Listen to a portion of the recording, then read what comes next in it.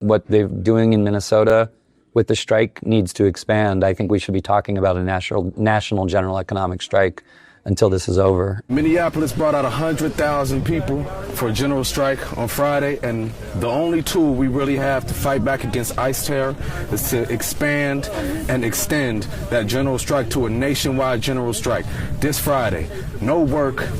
Cut it all off. So it turns out that Minnesota's one-day strike is proving to be a lot more successful than any of us realized, because it's not just that a lot of people turned out in high numbers and 700 businesses closed down for the day.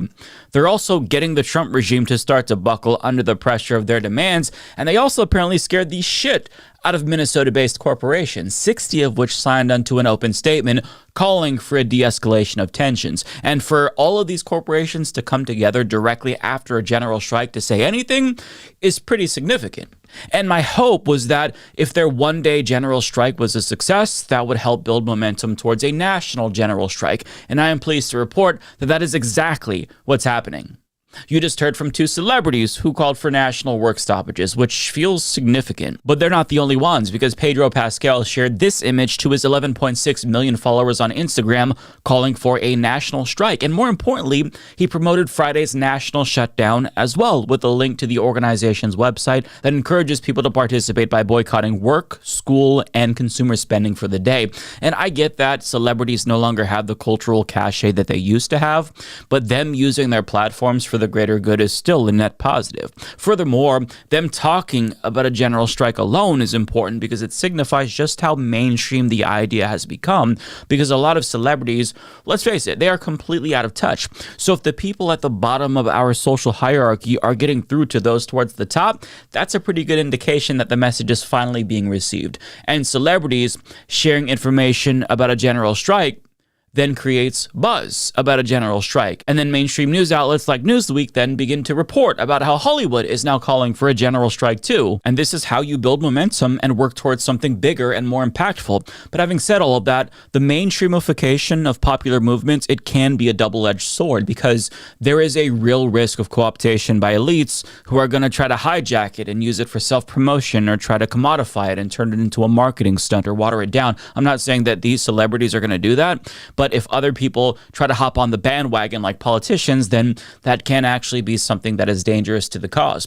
This is what Democrats did with other protests in the past, and we have to make sure that that doesn't happen again, that, they're the ones who are also the target of a general strike, because the goal is to inflict as much economic pain as we can on elites by grinding the economy to a halt. And once you bring the powers that be to their knees, you then extract a very specific set of concessions from them. And if the demands from grassroots activists and labor aren't being heard, and their voices are being usurped by figureheads, then it's nothing more than a glorified protest at that point, and that's not going to amount to anything in this day and age. Now, as Vic Mensa and Pedro Pascal pointed out, Friday is another general strike. This time it's at the national level, and much like the first strike in Minneapolis, this one is intended to test the waters again and build even more momentum towards a national general strike that's bigger, because we're still not where we need to be just in terms of numbers. General Strike US, which is an organization formed before the Minneapolis strike and has been at it for years, contends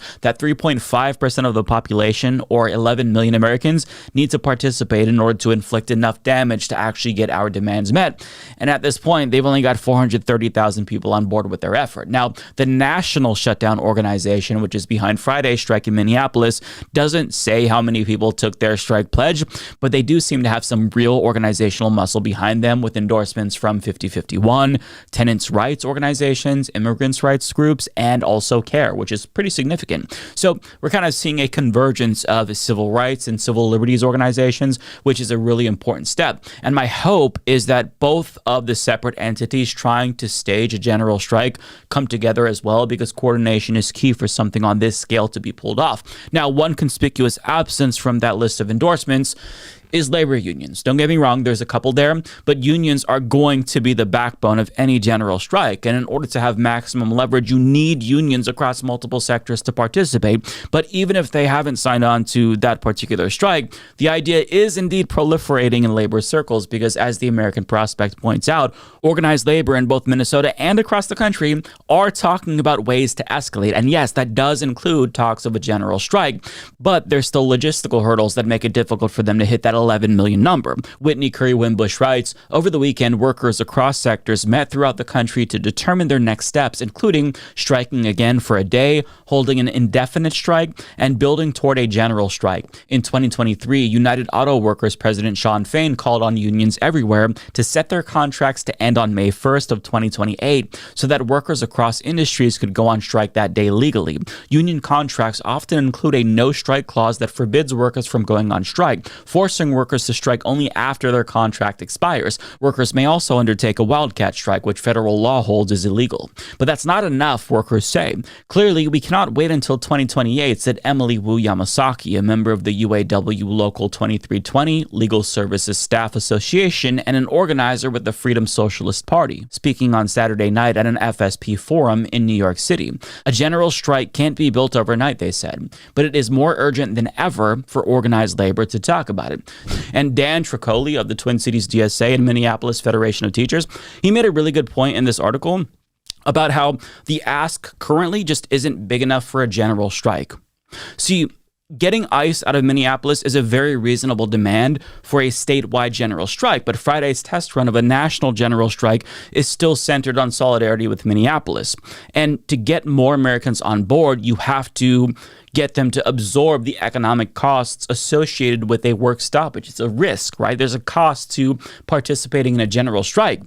And to get them involved, you got to make the ask bigger. So that way they're not going to have to strike again if ICE comes to their city next, because they might not have the means to engage in a second or third general strike by the time ICE is at their doorstep. And that's not to say that solidarity with Minneapolis isn't important. It very much is. But as a matter of practicality, the biggest turnout is going to hinge on an ask being big enough that makes it worthwhile for enough people to participate. So Tricoli makes the point that it's unfeasible to do this in every single city, so you have to oppose the entire regime and what they're doing. Like, you have to make a massive ask so everybody wants to get involved, that it affects them all equally.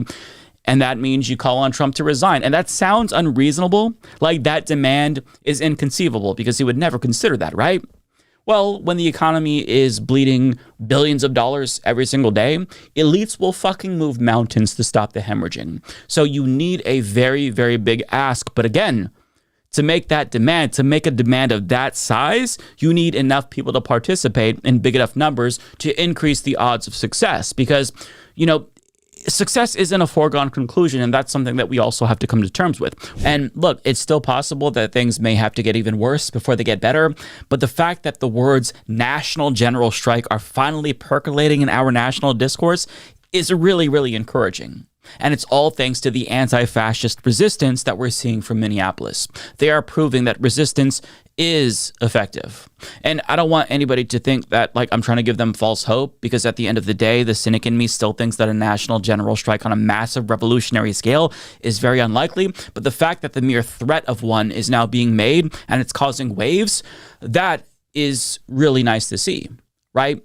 The fact that corporations and politicians for the first time are fearful of losing their power is a really encouraging thing to see, right? Because, I mean, like, if they're doing everything they can to get us to not engage in a general strike by fighting or giving us concessions here and there, even though, like, they're small at this point, it's still a sign that we need to keep on this trajectory, because if they don't want us to do a general strike, that's all the more reason to do one.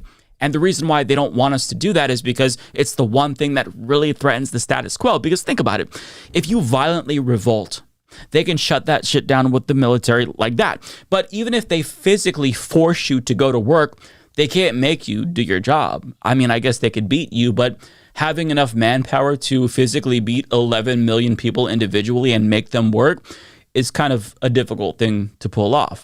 They are utterly powerless in that situation under a general strike, and that is precisely why the prospect of a general strike scares them so much, because they want to maintain their hold over our lives. It is the one avenue that we can pursue that strips them of all of the control that they have over us. So, do what you can to boost the message of organizers in Minneapolis, because if Friday's national strike is another success, then the movement is only going to become stronger, and we'll see even more momentum for the next one. 大家好，我是主播周玉琴。很多的朋友告诉我们，选择原版的太阳星全效克菲尔益生菌，它添加有羽衣甘蓝，健康再加分。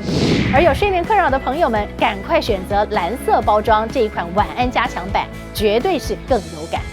每日克菲尔，时刻美好 ，Good Feel Good， 请上快点购为健康下单，而且要记得输入推荐代码，有额外的折扣优惠。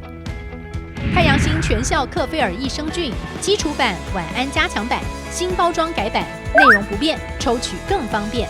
要吃就吃最好的。